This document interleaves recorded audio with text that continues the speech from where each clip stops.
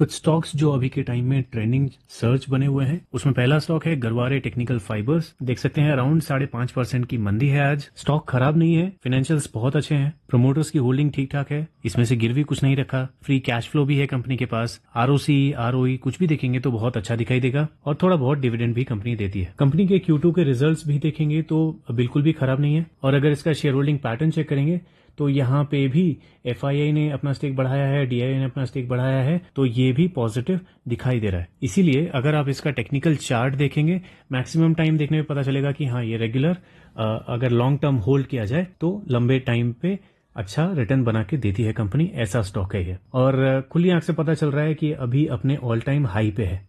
तो आज इसमें जो गिरावट हुई है उसके बाद भी अभी ये कोई बहुत ज्यादा अट्रैक्टिव वैल्यूएशन पे मुझे पर्सनली दिखाई नहीं दे रहा। इसका अगर पीई रेशियो भी देखेंगे तो आपको पीई रेशियो में पीई जो है मीडियन से काफी ऊपर दिखाई देगा। EPS में कोई इश्यू नहीं है। तो कंपनी बेसिकली अच्छी है, लेकिन अगर लॉन्ग टर्म इन्वेस्टमेंट के लिए बाय करना है तो अभी कोई बहुत अट्रैक्टिव वैल्यूएशन नहीं है। अगर आप बॉलिंजर बैंड लगा के देखोगे तो आज की जो ये मंदी आई है वो इसलिए आई है क्योंकि कल ये बॉलिंजर बैंड से बहुत ज्यादा बाहर चला गया था, तो आज उसको थोड़ा बहुत एवरेज आउट करने के लिए ये वापस आया है और हो सकता है इसमें जो तेजी है वो कंटिन्यू रहेगी। अगला ट्रेंडिंग स्टॉक है वारी एनर्जीज लिमिटेड, जो कि रिसेंटली जिसका IPO आया है और देख सकते हैं इसका पीई कितना है, बहुत ही ज्यादा है अपने इंडस्ट्री पीई से कंपेयर करेंगे तो।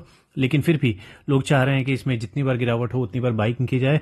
आज देख सकते हैं अराउंड 7% के आसपास की मंदी थी इसमें।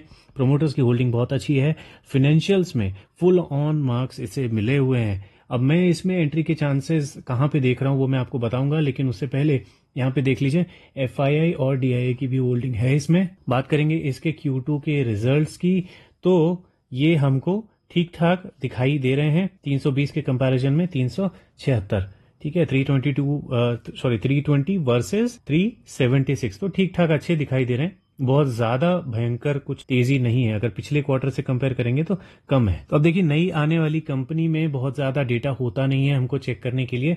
मैं आपको सिंपल स्ट्रेट फॉरवर्ड बताऊंगा कि इसमें मैं अभी फिलहाल मौके नहीं ढूंढ रहा, क्योंकि ऑलरेडी ये पी के हिसाब से भी बहुत महंगा है। अगर मार्केट में जो प्रेशर बना हुआ है ना अभी, यूक्रेन, USA, रशिया वगैरह अभी फिर से शुरू हो गया है और मार्केट ऐसे भी मंदी में चल रहा है, तो मंदी में नहीं मतलब थोड़ा सा फॉल है, तो इस सिचुएशन की वजह से अगर ये स्टॉक गिरते गिरते गिरते गिरते 2200 के अगर नीचे जाते हुए मुझे मिलता है ना, तब जाके मैं इसमें एंट्री के लेवल्स ढूंढना शुरू करूंगा वारी एनर्जी में। अदरवाइज मैं इसे फिलहाल अभी इग्नोर करूंगा। कुछ टेक्निकल्स जो चार्ट वगैरह है वो अच्छे पैटर्न्स बनने दो, उसके बाद इसमें मैं एंट्री के मौके ढूंढूंगा। अदरवाइज 2200 के नीचे अगर मुझे इसी साल मिल जाता है तो मैं इसमें थोड़ी क्वांटिटी लूंगा। अगला ट्रेंडिंग स्टॉक है नेशनल एल्यूमिनियम कंपनी लिमिटेड। बहुत बड़ी कंपनी है ये और आज के दिन कुछ खास इसमें तेजी नहीं थी, लेकिन डिविडेंड बहुत ज्यादा देती है कंपनी, इसीलिए आपको इसका ROC और ROE जो है वो कम दिखाई देगा। लेकिन डेट फ्री कंपनी है, प्रोमोटर्स की होल्डिंग ठीक ठाक है, फाइनेंशियल्स बहुत स्ट्रांग है, तो हर चीज अच्छा है इसका। बस ये कि डिविडेंड बहुत ज्यादा देती है तो रिटर्न वगैरह जो है थोड़े से अफेक्ट हो जाते हैं। इसके अलावा शेयर होल्डिंग पैटर्न में देखेंगे तो FII DII दोनों ने अपना स्टेक बढ़ाया है बहुत अच्छे अमाउंट में, बहुत ज्यादा पॉजिटिव ये है। और इसका अगर क्वार्टरली रिजल्ट चेक करेंगे तो बहुत ही खतरनाक तेजी, बहुत ही ज्यादा हाइप मिला है इसमें। इसीलिए आप इसका अगर मंथली कैंडल का चार्ट देखोगे, मैक्सिमम टाइम का जो चार्ट, प्राइस चार्ट देखोगे, आपको ये ऑल टाइम हाई पे दिखाई देगा। तो रीजन आपको इसके क्वार्टरली रिजल्ट्स में दिखाई दे चुके हैं, लेकिन लॉन्ग रन में देखेंगे तो बहुत ज्यादा अट्रैक्टिव नहीं थी कंपनी जब तक यहाँ पे ब्रेकआउट नहीं हुआ था। अब ये यहाँ से कितना आगे जाएगा वो तो मुझे नहीं पता, जिसके पास है ऑब्वियसली उनको इस रिजल्ट के साथ तो होल्ड करना चाहिए, लेकिन न्यू एंट्रीज के लिए मैं इसे अभी कंसिडर नहीं कर पाऊंगा। रीजन आपको पता है, ऑल टाइम हाई पे मैं एंट्री नहीं करता। लेकिन मार्केट में कॉमन मंदी चल रही है, उस टाइम में भी अगर ये इतना अच्छा परफॉर्म कर रहा है तो स्टॉक अभी बहुत अच्छा है होल्ड करने के लिए। अगली कंपनी को कौन नहीं जानता, सुजलॉन एनर्जी, जिसमें अपर सर्किट हमको दिखाई दिया है आज के दिन। ये कंपनी भी अभी debt free kind of company है। इसमें एक टाइम में बहुत ही खतरनाक डेट दिखाई देता था और इसका चार्ट आप देखेंगे तो जो तबाही इसमें हुई है इतने लंबे सालों तक, वो आपको दिखाई देगी। अभी ये छोटा सा चार्ट है ना, अभी देखिए इसको अगर हम लोग 5 साल का कर दें तो आपको ऐसा लगेगा कि क्या ही जबरदस्त कंपनी है, लेकिन इसकी हिस्ट्री का कुछ अता पता नहीं चलेगा। तो कंपनी अच्छी हो गई है, ऑब्वियसली अपने आप को डेट फ्री कर लिया है कंपनी ने, और जिस सेक्टर में है उस सेक्टर में बहुत ज्यादा लोगों का इंटरेस्ट रहता है, इन्वेस्टर्स का इंटरेस्ट रहता है, इसीलिए इसमें बाइंग बहुत हैवीली चल रही है। अब इसका अगर पीई रेशियो देखेंगे तो पीई रेशियो में मीडियन के बहुत नीचे इसका पीई चल रहा है, ईपीएस अच्छा खासा बढ़ रहा है, तो एंट्री के लिए कोई खराब टाइम नहीं दिखाई दे रहा। मैं पर्सनली इसमें एंटर इसलिए नहीं करता क्योंकि मुझे इस तरह की प्रीवियस हिस्ट्री वाली, जो बैड हिस्ट्री वाले स्टॉक्स होते हैं ना, मैं उनसे थोड़ा सा दूरी बना के चलता हूं। मैं हो सकता है कुछ साल के बाद मैं इसे कंसिडर करना शुरू कर दूं, लेकिन अभी इस छोटे से प्राइस पे, बहुत छोटा अभी प्राइस है इसका, और मुझे थोड़ा सा रिस्क लगता है, और इतने गिरे हुए मार्केट में बहुत अच्छे अच्छे ऑप्शंस हैं मेरे पास, तो मैं उनमें अभी पर्सनली इंटरेस्टेड हूं। लेकिन अगर कोई इसे बाय कर रहा है इस फंडामेंटल वगैरह के साथ तो मुझे कोई खराबी नहीं दिखाई देती है। इसका Q2 का रिजल्ट हम लोग कंसिडर करेंगे तो डबल आए हैं रिजल्ट, तो ऑब्वियसली लेना क्यों नहीं बनता, बिल्कुल लेना बनता है। और यहाँ पे FII DII की भी देखिए क्या खतरनाक एंट्री हुई है।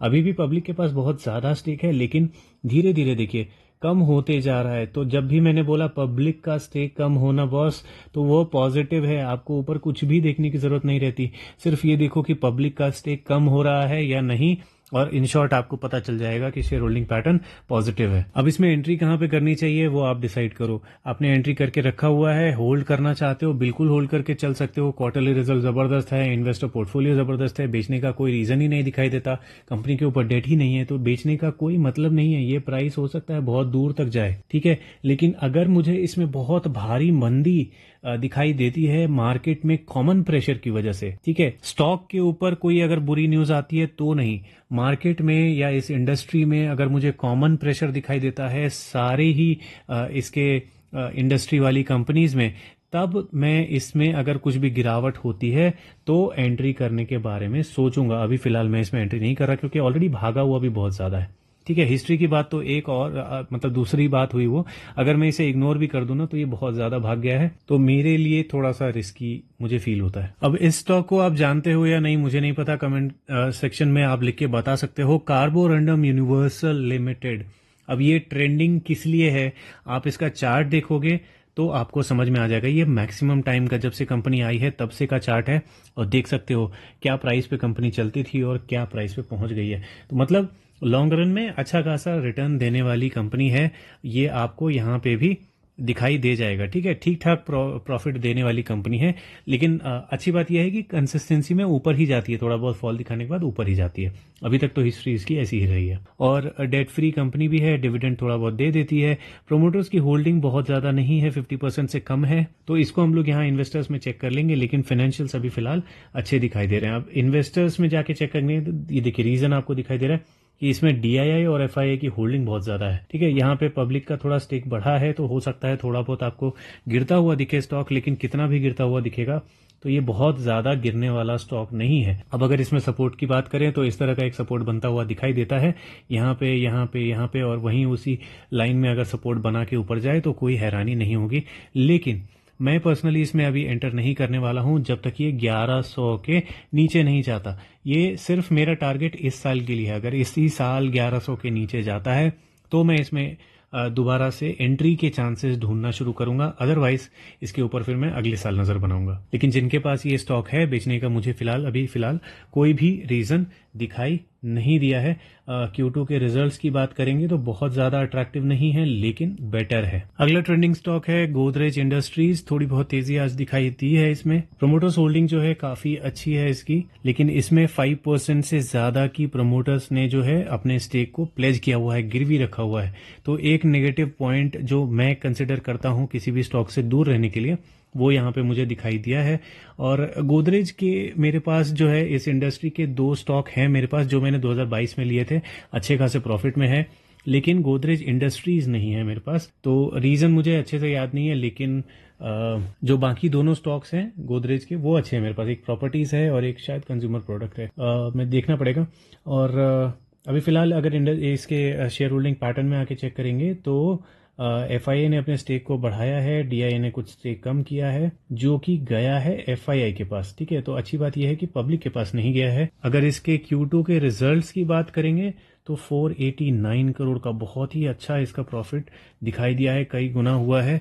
इसकी वजह से इसमें जो है तेजी, ये आपको जो दिखाई दे रही है, इसी की वजह से तेजी दिखाई दी है। लेकिन मैं इसे कहाँ कंसिडर करूंगा, जब भी मुझे इस रेसिस्टेंस को, ये जो 2 बार रेसिस्टेंस बना है ना, इस रेसिस्टेंस के आसपास कभी आता हुआ मुझे दिखेगा तो मैं इसमें एंट्री के चांसेस ढूंढूंगा। अराउंड 650 के नीचे जब ये जाने लग जाएगा, इस साल की मैं टारगेट की बात कर रहा हूँ, अगर इसी साल 650 के नीचे जाता हुआ मुझे दिखता है तो मैं इसमें एंट्री के लेवल्स ढूंढूंगा, अदरवाइज नेक्स्ट ईयर के लिए इग्नोर करूंगा। जिनके पास है वो मेरे हिसाब से तो होल्ड करके चल सकते हैं, ऐसा इसका रिजल्ट दिखा रहा है। अगला स्टॉक और इस वीडियो का लास्ट स्टॉक है जियो फाइनेंशियल सर्विसेज, जो कि अच्छे से आपको पता है रिलायंस की कंपनी है और ट्रेंडिंग चल रही है। किस लिए चल रही है, बथेरे न्यूज़ आपको मार्केट में मिल जाएंगे, आप उनको फॉलो करते हो तो आप उनके थ्रू जा सकते हो, लेकिन मैं इसे कंसिडर नहीं कर रहा। मैंने अभी एक सेपरेट वीडियो भी बनाया था इसके लिए, उसमें भी मैंने बोला था कि मैं इसे फिलहाल कंसिडर नहीं कर रहा। और अगेन वही बात,